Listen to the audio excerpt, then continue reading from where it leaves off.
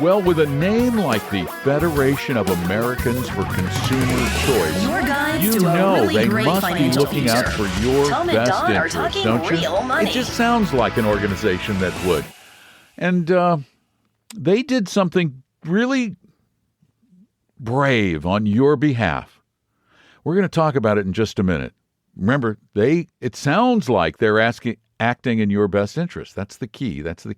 Hi, welcome to Talking Real Money, the podcast. I'm Don McDonald, along with Tom Cock, and we're here to try to help you understand money better and make better decisions about your money and avoid being ripped off and lied to, which is really I believe, and this is because I'm an old curmudgeonly cynic, I believe the default position of most of the financial services industry is not telling the whole truth and nothing but the truth.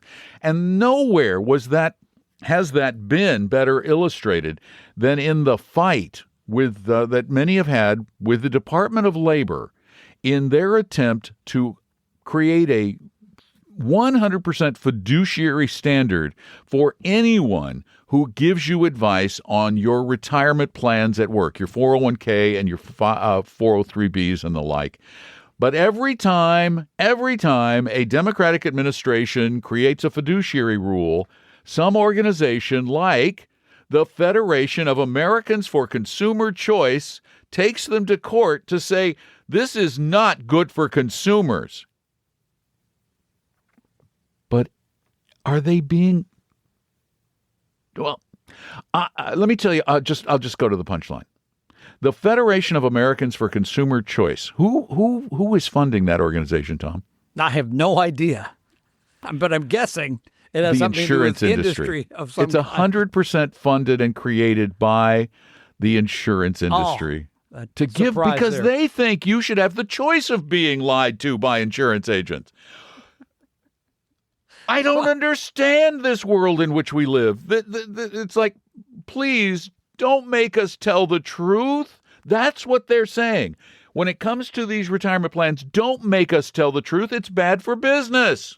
Yeah, and we're talking, of course, about the Labor Department's fiduciary rule that was first They've tried twice, by the way. Then it was off, then it was on, then it was off again. I mean, it reminds me of certain relationships I've been a member of. I think we need to, at this point, say, it's off, it ain't happening, get over it, figure it out. Because, what we're talking about is all those retirement assets where people roll things out of their 401ks, 403bs into IRAs, and then they're in the wild, wild west. They could be sold anything. They could be sold anything from a lousy annuity to crummy, actively managed high-expense funds to Lord knows whatever kind of products that people get moved into all the time. And the stakes, not the ones you eat, the stakes are very high. I mean, $841 billion moved from retirement plans to IRAs in 2024. That was up about a third from 2020. I mean, a lot of money that's being taken and moved out of the ERISA plans. Now, remember, in an ERISA plan, you get better protection. That's where the people running them are required to put your interest first. When you move that money out into an IRA, most people don't understand this. Literally anything can happen to that money. You had no protection. And Don just correctly pointed out that you go see an advisor, they might give you a little truth along the way, and then the rest of it would be self-interested information that was going to convince you of a reason to hire them. So this is dead now. Can I say it? This has been killed more times than Rasputin. Yeah, it's not coming back. It's just not coming back. It's not coming back. And the industry has realized, the financial sales industry has realized that consumers desperately want the truth.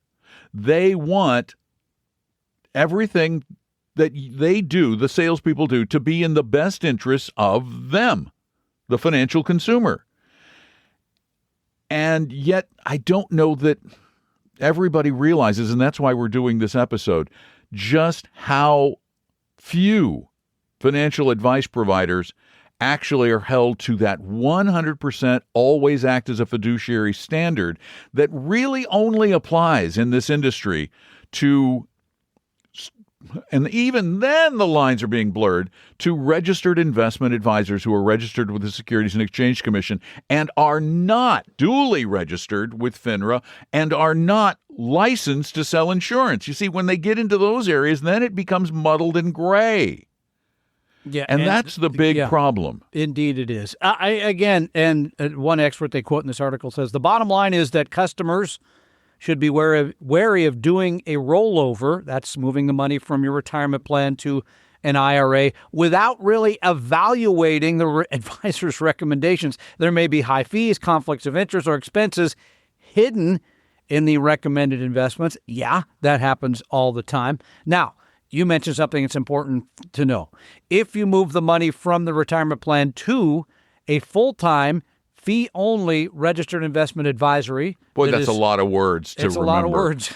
Fee-only, full-time, fee-only registered investment advisory Write that firm. down. Highlight it. And they take care of your money, then, you can be assured that they're going to put your best interest first. Not always, by the way. There are people that are crooked, but the odds are much better. But the point of the matter here is it's over. It's all about you now. You have to take care of yourself. There's not going to be anybody that's stopping the aforementioned insurance industry, which is I find to be the most egregious part of this whole thing, right? They're the ones that sell most of the products. It's them, and it's the commissioned broker side of the business, the commissioned financial advisors. A few years ago, because of all of the noise about the fiduciary standard, the brokerage industry went to the Securities and Exchange Commission and FINRA and said, well, let's give us something. Well, actually, the SEC, I think, and FINRA did this. They decided to make it appear that they act in the client's best interest with these Form BIs that we all have to do now. Form best interest, which implies best interest. But if you read the Form BI very carefully, you'll find that as long as they disclose conflicts, even vaguely, and they're always vaguely because lawyers write them, that suddenly they're off the hook. And the National Association of Insurance Commissioners not long ago came out with a best interest model for annuity salespeople, so that they can now say that insurance agents are acting in your best interest. The rule says they must act in the consumer's best interest when considering costs, alternatives, and financial situations. But, here's the big but, and I don't like big buts, and I just can't lie. Not these kind of big buts. Their best interest rules allow conflicts of interest. Wait, best interest and allow conflicts? Really? Yeah, they can. They're allowed to recommend a product that pays them more than another product would. Literally makes no sense. Some lawyer somewhere got paid a lot of money to come up with that one. And if they have a conflict like a big fat commission, as long as they disclose it somewhere in the 1,000-page disclosure, maybe 200-page disclosure documents that nobody ever reads, they're covered. They don't have to find the lowest cost product. Yeah. They don't have to compare costs. They don't have to recommend an alternative that would cost the customer less. They know that nobody's going to read the disclosures. Which nobody does. And we just had a case where someone asked us a question about an annuity, and you said, have them read the disclosure. That'll take a couple weeks right there, and then they can get back to us. Because once they do that, they're going to be confused. We know the people that sell the product rarely know what's in the disclosure, too. We've run into those people They don't read them. Yeah, they don't. That takes away from selling time. Exactly. So, yes, we think if you're going to get advice, especially on your retirement funds, always in my case, but you should probably use a fiduciary, 100% fiduciary, full-time, fee only. But here's the things, I spent a little time thinking about this last night. If you hire a fiduciary, here are the things they won't do for you. Oh, okay? This is good. They won't do. Okay, this is important. We must understand how this is couched. They will not do these things. A real fiduciary will not do this. Okay, go ahead. They will not necessarily be able to make you more money than a non-fiduciary. There's no guarantee of that, right? There's no guarantee of that. There's no guarantee of that. Here's one that I think is incredibly important. This has come up many times. A full-time fee-only fiduciary does not necessarily mean they will employ a diversified, low-cost approach. Yeah. We've seen a lot of full-time RIAs, et cetera, that don't do that. Here's another one that's incredibly important before you hire anybody. And this is something I would always ask. What is your communication style? How often are you going to reach out to me? Because a full-time fiduciary does not mean they will be better at communicating with you on a regular basis. It does not. Now, I think in a general sense that's likely to happen, but it does not. And here's another one, Don, you know this. A full-time fee-only fiduciary does not necessarily mean you're going to pay less. Should mean you're paying less, but doesn't always. mean that. Yeah. Not always. Not always. So those things, again. Because some of these fiduciaries, like when a big brokerage firm is doing their fiduciary role, I've seen them as high as 3% a year. Yeah, it's crazy. So again, and you said a couple minutes ago, that's a lot of words. The reality is for all of this, you're on your own. You're going to have to figure it out. And you can't just blindly trust anybody. You can't blindly trust us. Right. And let me just boil this down to something that maybe will make this memorable, because we get this question a lot. So how do I find one of these people? Well, here's what the three standards mean. There are really now three standards.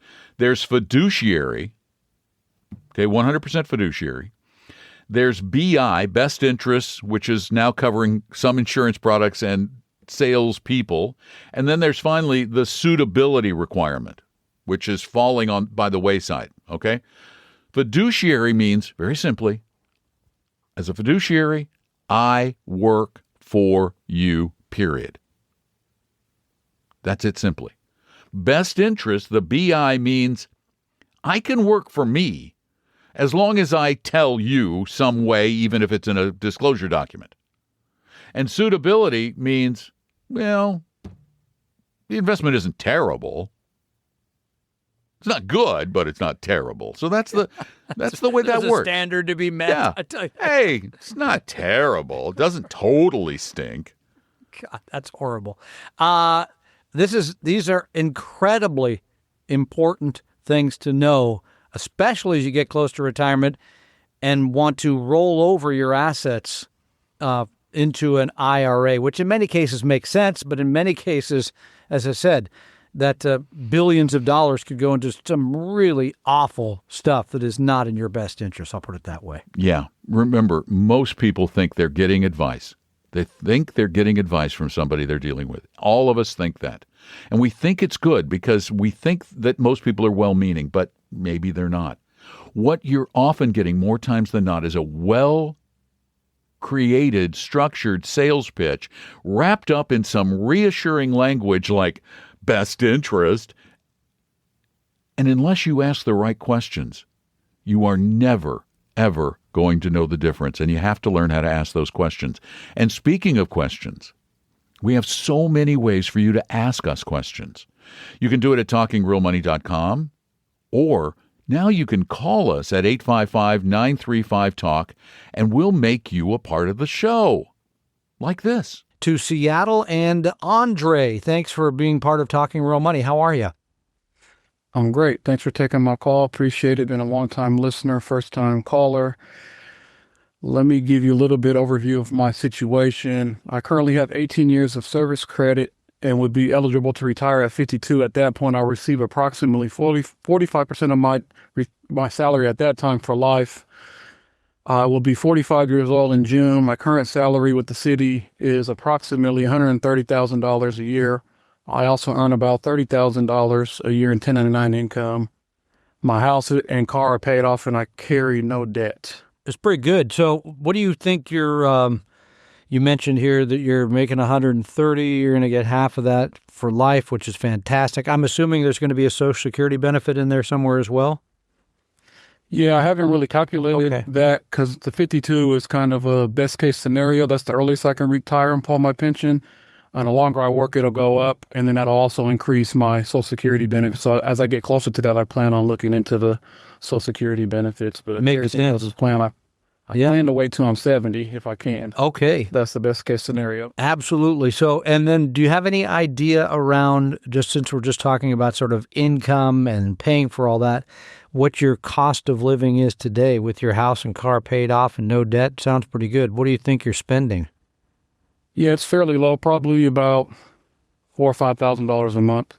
Okay, so let's just say 60K there. So, I mean, so right now it would appear from a retirement income standpoint that you may have your basic expenses all covered just by your pension from the city. Okay, that's really good. But you also want to do, I believe they told me, chat a little bit about your asset allocation, your stock and bond holdings beyond your pension and the rest, correct? Correct.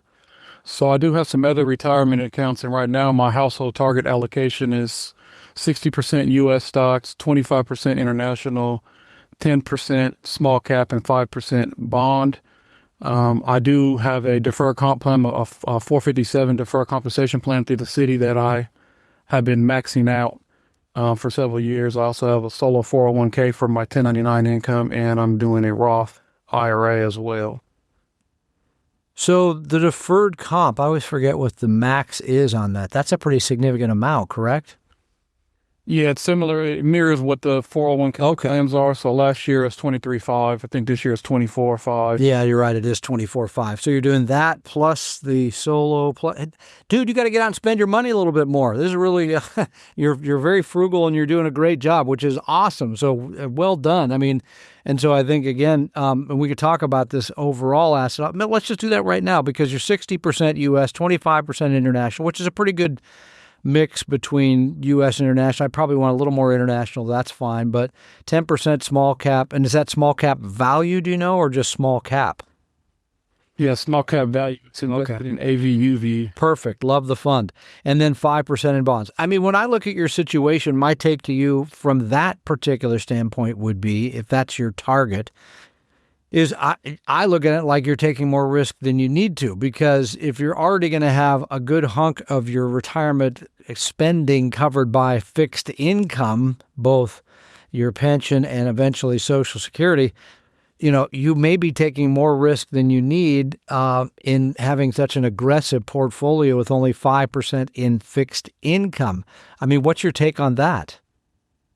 Well, the way I view my pension, as well as Social Security when it comes around, is I view those as fixed income as well. So I know I'm going to get at least 45% of my income at 52 years old. So I kind of view that as like bonds or fixed income portion of my portfolio. So again, but tell me why you're so aggressive with your stock to bond ratio then, if you know you're going to have so much fixed income. Because I view that as offsetting the bonds. I only do 5% bonds now. Because you view the income in the from the municipality as a bond. I mean, here's the challenge, which is not an incorrect way to think about things, but here's the bigger picture for me is, let's just say, for example, that you had $1 million in all those retirement accounts, which would be wonderful. And then the market has a bad time, whether it's a war, whether it's interest rates or politics, whatever thing comes along. And stocks go down by 50%. So, and in a 95.5, that means you're going to lose somewhere around, 45% of your money. I don't know that I would be recommending that in light of the fact that you have so much sort of guaranteed income. In fact, I might tell you to downsize that risk a little bit and make it more, maybe a 80-20 or something like that to give yourself more cushion. And perhaps you go on a glide path from where you are today to that amount. So by the time you get into your mid-50s and you may still need some of that income that from the portfolio, that it's a little less risky. That would be one thing to look at. But then you also asked about specifically in terms of the funds that you're in, correct? Correct. So right now, the majority of my money is in my deferred compensation plan through my employer.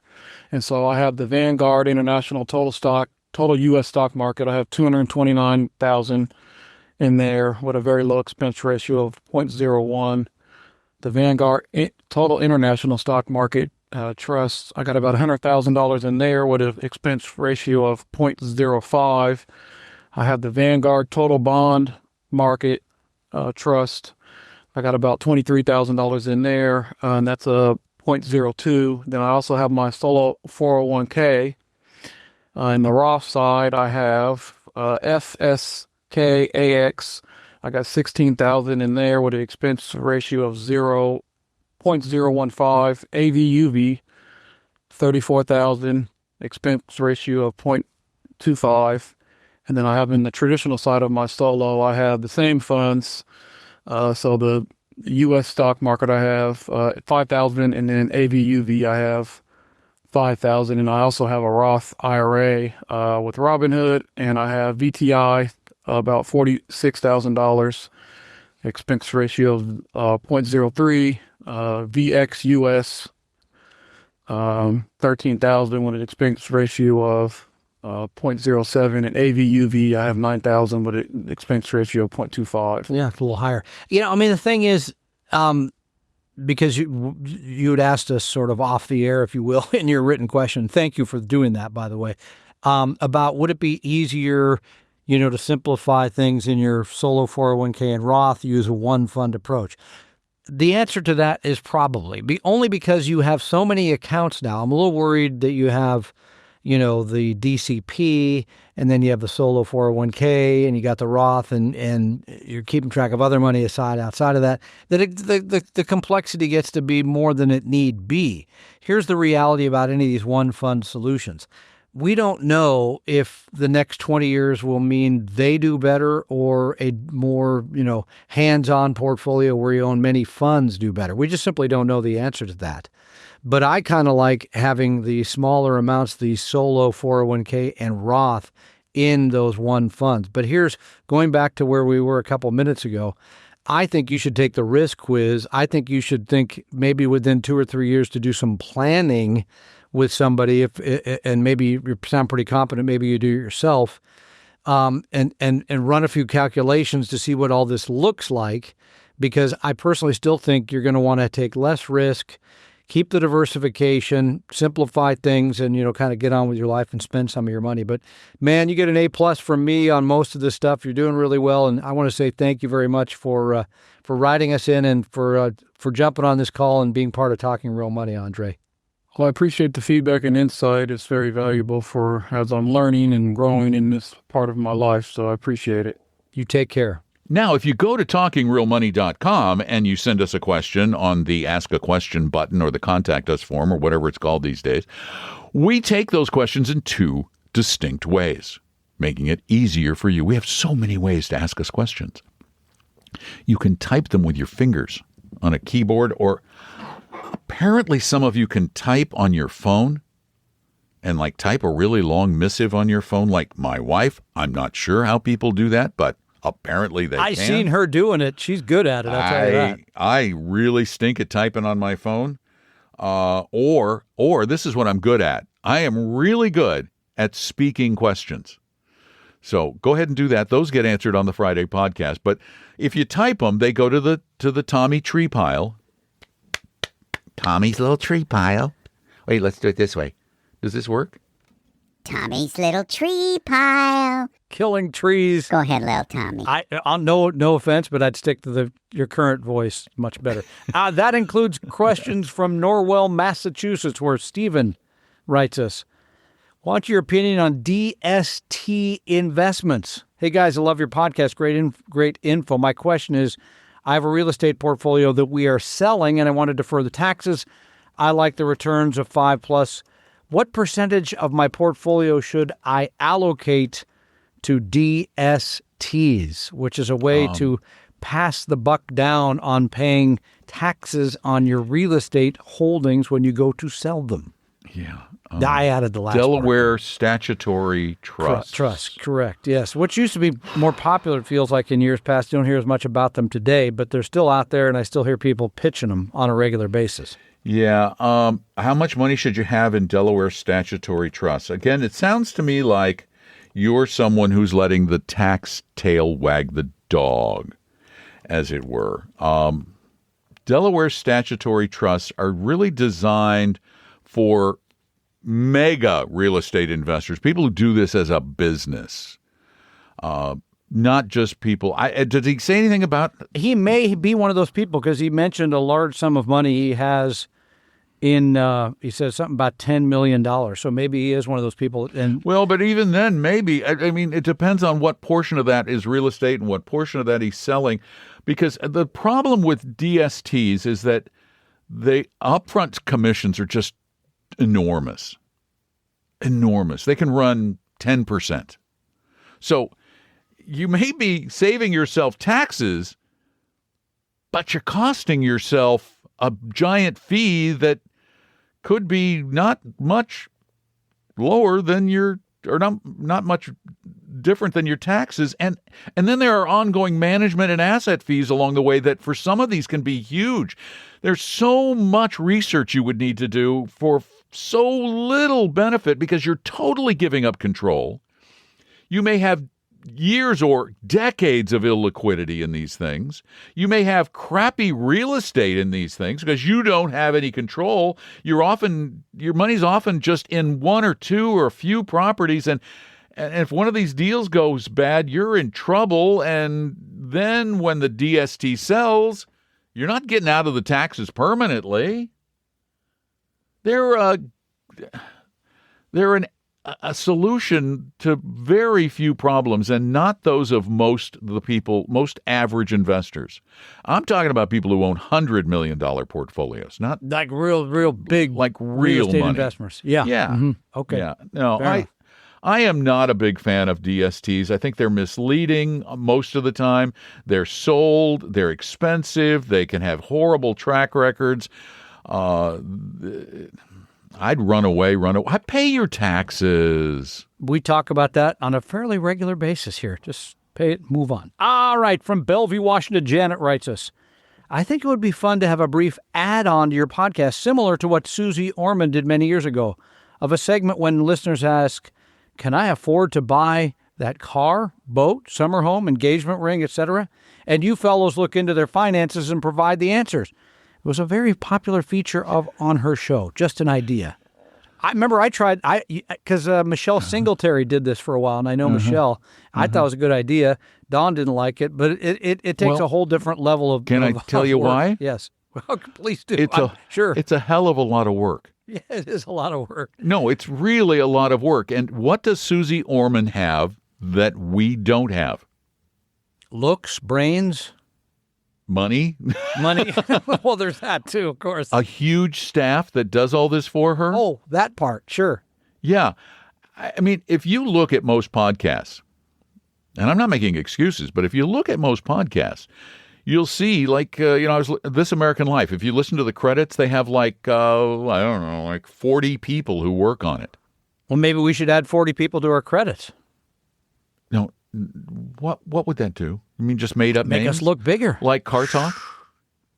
Like Brought their to you law firm? by- What was the name of their law firm? I don't know. Dewey, Cheatham, and Howe. Yes! Well, I knew that was their firm. They provided was it all really? the legal advice. Yes, that was the one. That's funny. No. No, thank you for the suggestion. No, it's a great idea. But it's really but a very big undertaking. We even talked about doing just the financial plan part. In other words, saying, look, I'm thinking of retiring. I have this. And people call us and try to get into that. And I try to defer because we had one just recently on the radio show when we were still doing the radio show where somebody called and launched into I have this much money. Is it enough? And I think I poo-poo it because he didn't know how much he was spending. So it's you very were mean. difficult. I know. I was I felt kind of bad. No, I was trying to make a point. Yeah, but you don't have to make it so forcefully. You sound like my You got daughter into now. your Why are you mad at me? you got into your dad voice. It was Yeah, like I think you're right. you did. It's like you're calling a kid on the I think carpet. most people, because my bias is that most people think they're spending far less than they actually are. And in that case, if I remember right, he was making $300,000, thought he was saving like 150 of it or something. I was like, okay, sure. So they deserve a slapping? I'm projecting. Probably this is the truth. So I apologize for that. Yeah, so it's all right. It's you. I feel bad about myself, so you pay the price. It's your personality. Exactly. It's bad. That's why I'm here, because I kind of balance you out with my 3,500 miles. cynicism. Far enough. So anyway, the short answer is thank you, Janet, for the suggestion. But it ain't happening. At this time, it will remain in the inbox. We'll keep you posted. Well, and the other issue is We don't have enough time. Yeah, to get one of those okay, done? Somebody asked in an earlier show about what are the future plans for the show. My guess is, as a We'll get 5-day-a-week these show, shows done.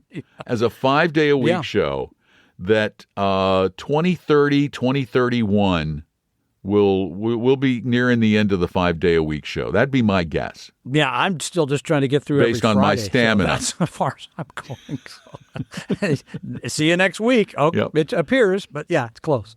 2030 seems like a long way away. I know it's not. It's not.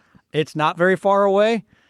But when you get to our age, then you start to think, yeah, how hard do I want to work when I'm a little older? Let's put it that way. So When I'm 2 64? old white guys waiting Nearing- to die. I just Very- love that title for a very podcast. happy. 2 old white guys waiting to provocative, die. yes. Heartwarming, perhaps not. So I gotta pitch some stuff. Talking Real Money, the 2022 edition of Talking Real Money.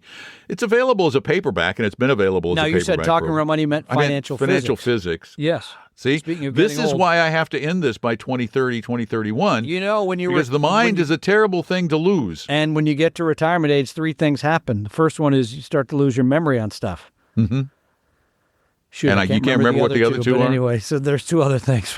I can't remember. I'm sorry. That's bad. Folks, you have no idea how many times I've heard that joke. It worked to retire me. He has apparently forgotten how many times he's told me. I don't think so. I have a check box here. What's 5, 6, You can 7? never tell a joke too much. No way. Someone will laugh. There's somebody out there that's giggling right now. So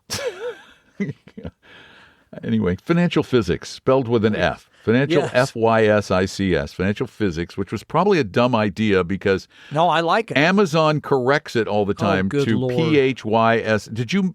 And no, you have to click and say, no, I meant financial physics with an F to get the 2022 edition. But my point is, I made it a Kindle book finally because, see, it's got graphics and things in it, and it was hard to make it into a Kindle book before because it would repaginate and stuff. But now it actually takes the pages as they are in the book, and you can get it. If you're a Kindle Unlimited subscriber, you can get it for nothing. And if you're a regular person, you can get How it do I know if I'm a Kindle Unlimited? It says on the screen. You Oh. get it for free if you're a Kindle Unlimited. I'll have to try that then because I think I am. I read a lot of books on Kindle. So I am, because I read a lot of books on Kindle. yeah, I like It's Kindle. actually because of the Unlimited, I've stopped getting books from Apple. Sorry, Apple. It's one thing I just stopped.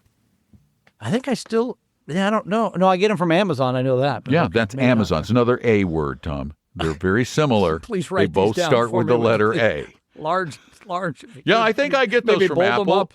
Apple, Amazon, Andromeda Strain. No, that's not it. That was one of the books. Careful. What's the next one? So All right. I think we've reached the end of it. If not, we need to. It's time to put it to bed. It's time, though, for you to tell a friend or two about the show, please. Please, please, please spread the word, please. Don't hoard it. You know, if you keep it to yourself, it doesn't do anything. It doesn't make it better. In fact, it could make it worse. The more people you tell, the better it is for us, and then the better it will be for you. If we're happy, you're happy. Sounds like a household thing, doesn't it, Tom? happy If the wife, host, happy life or hosts, something? happy listeners. Okay, there you go. That's much better than mine. Much Yes. better, yeah. And if you have questions, go to talkingrealmoney.com. Click that button that says ask a question or contact us. And you can also call in questions at 855-935-TALK, 855-935-8255. We so appreciate you being there now, hopefully, every day listening to the podcast, or every weekday. Or you can listen on the weekends. We don't care when you listen. We're there all the time with 1,800 episodes. And in every one of them, going back years, what are we doing? What are we doing in all those episodes? I can tell you, I'm pretty sure we're talking real money. The opinions and views expressed on this podcast were current on the date recorded. Opinions, estimates, forecasts, and statements of financial market trends that are based on current market conditions constitute our judgment and are subject to change without notice, including any forward-looking estimates or statements which are based on certain expectations and assumptions. Although information and opinions given have been obtained from or based on sources believed to be reliable, no warranty or representation is made as to their correctness, completeness, or accuracy. Information presented on the podcast is not personalized investment advice from Appella Wealth. The views and strategies described may not be suitable for everyone. This podcast does not identify all the risks, direct or indirect, or other considerations which might be material to you when entering any financial transaction. Past performance does not guarantee future results, and profitable results cannot be guaranteed. We hope you realize that the information provided on Talking Real Money is for informational, educational, and hopefully enjoyable purposes only. The podcast is not trying to get you to buy or sell any financial products or securities. Instead, the program is provided as a public service by Appella Wealth, a fee-only registered investment advisor. Please see Appella Wealth's ADV Part 2A on our website for information regarding Appella's fees and services. Appella Capital, LLC, DBA Appella Wealth, is an investment advisory firm registered with the Securities and Exchange Commission. The firm only transacts business in the states where it is properly registered or excluded or exempt from registration requirements. Registration with the SEC or any state securities authority does not imply a certain level of skill or training. Appella does not provide tax or legal advice, and nothing either stated or implied here should be inferred as providing such advice. Thanks for listening, and please visit TalkingRealMoney.com for more information and important disclosure related to performance of any specific index or fund quoted in this podcast. And the lawyers get richer.